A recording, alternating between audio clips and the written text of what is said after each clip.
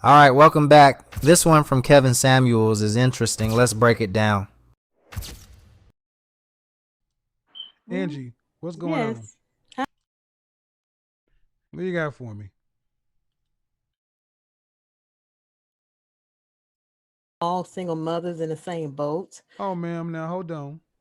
We can't have a conversation about the not all, because if you want to give me anecdotal and you know a person who it worked out for, that you don't move a conversation that way. Okay. Well, you want to know about me? How old are you? I am 49. Am I too old for the conversation? No, you can go ahead. I'm just asking. Okay. Well, here's my situation. Okay. My son's father, he died of an aneurysm when our son was a year old. And to tell you the truth, I was really told that I could never have children, which is why we did not use protection because, I did not think I could ever have a child, but I had my first child at 43. To me, that's a blessing. And like I said, he died from an aneurysm when our child was a year old, How long were you guys together? about 2 years. So you got pregnant at 43. Yes, Okay. So you're an older woman with a kindergartner. yes. All right. So what and what? So in a way, I just said that because I don't know. I mean, I don't know every single mother's, I don't. situation. I mean, but we're talking about the men. Are you wanting to get married? Well, right now, Yeah, that's what we're talking about. okay. Well, Single maybe I mothers maybe can't get high value men. How does being a baby mama affect your value? So that implies to another man. So if you're 49 and happy with if you're 49 and happy with being a 5-year old, cool. But it only matters when it comes down to do you want to get married? okay, but aren't we talking about single mothers and why their value is downplayed? But it's downplayed to who, ma'am? To men who who want to date women. I No, mean, not date, not date. so this is strictly marriage. Well, see, that's the end goal for most women. But you're 49 and you, due respect, you've gone. Have you been married in your life?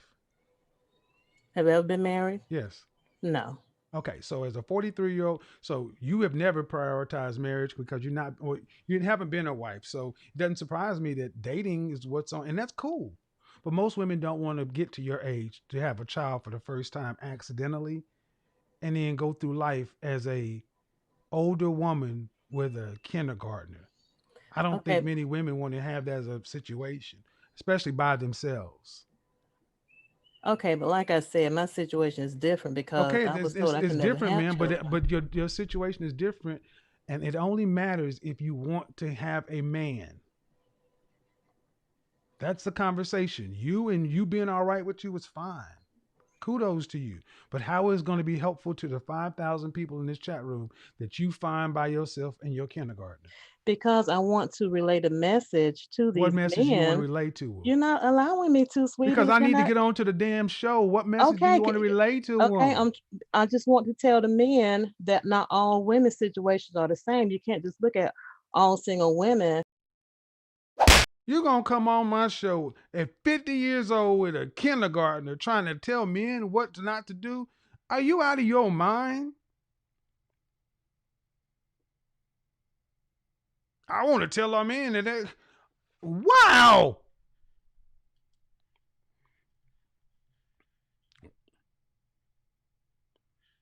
Young ladies, that woman should be a grandmother. Talking about, we didn't know we could get married. Of course, I didn't know I could have a baby. So now you got a oops baby at 50.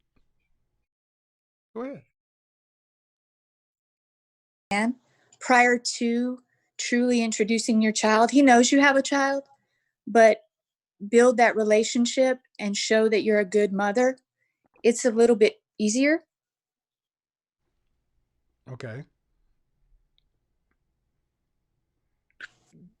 Okay. Um, easier to do what?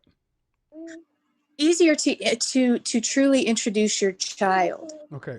Okay, so we're talking about understanding the end goal for most women is marriage. Are you a single mother? Yes, sir. Have you gotten married? No, sir. Okay. So while I I have understand, no married huh? before. Huh? I have been married. Yes. All right, but understand something. That's people over here. The goal over here is women wanting to be married. Yes, you Um, truly. not to women to be married. That's the ultimate goal. It's not just to date. I understand. So I mean, I do agree that it is women can date, but marriage is a different standard, especially when you start going up the socioeconomic status. But thank you. I'm going to put you back there some more people. Thanks for calling in, Tim.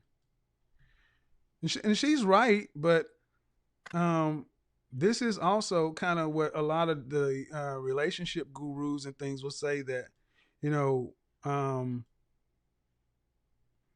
single mothers end up in eternal side chick status, and side chick means unmarried. So, if you're all right with never getting married, that's fine. Uh, uh, just like her, many of you don't seem to get it. You don't understand where men are coming from or what men expect. And rightly so. The reason 1 in 4 women in our community can expect to get married is because you're not a wife. You expect, like, if you go back and listen to this show, let me take it down. If you go back and listen to this show, when I ask what value do women bring to high value men, and from caller to caller to caller, every one of them started talking about the value that they believe they bring after a man had already picked them. From the first caller through the 10th caller, it was the same thing. Well, I do this, I inspire, I'm that. I'm like, and I said to the first caller, there's a problem. The presumption that someone picks you. Then the final caller, the lady from the Dominican Republic, who said, I don't understand what's wrong with so many American women. What we bring to the table is your upbringing, your culture. And then she went out and basically described how she was a 22-year-old young lady and she was a second wife, like I talk about, and her husband, then when she wasn't looking for a high value man, he found her and pursued her, not chasing her. Pursuit is different than chasing. We'll talk about that this week too. High value men pursue, low value men chase. He pursued her, put her through college and waited. And the whole thing was, and the women on the panel said, "Well, I think that's a lovely story, but the lines didn't connect. They're just like, I don't get it, because you've not been raised to be a wife. You've not been raised to be a helpmate. You've been raised to be something else. And if you want the things you say you want, you're going to have to give men what they want. And one of the things men do not want is a child from another man. In nature, when a male takes over a pride or existing females, they kill all the cubs or all of the children from previous men. Well, we can't do that in a civilized society, but that's pretty much what men are thinking anyway. Men don't want to have children, but men don't want other men's kids, ladies. And I get why it's so challenging for ladies. It's because I've spoken to hundreds of women this year alone, and a lot of women really they can't say it, but I've heard women say, "I wish I hadn't had any children. I wish I love my child, but I wish I'd never had him." That's hard for women to actually admit. And most wouldn't say it because they're afraid of how it sounds. People are like, I don't want to put that out into the air because something could happen and my child could get sick. And I'm like, we get it. But if you decide to have a child, but what you're basic before you get married, what you're basically saying is, I'm willing to take the next 20 years out of the dating of the marital scene.